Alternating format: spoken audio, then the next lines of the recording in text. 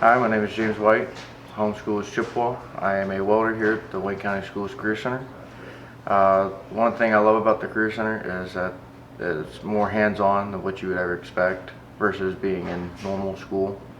My favorite part about being here at the trade school is dealing with the teachers. For example, my trade teacher, Mr. Mailing, he actually helps a lot when you don't understand something, and he actually shows you how to do it instead of just explaining.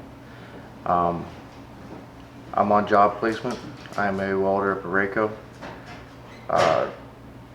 It's actually nice. I don't have to come to school every day, but going to work and showing up is actually counted here back at the Career Center. So when you do, you actually get paid to work to go to school.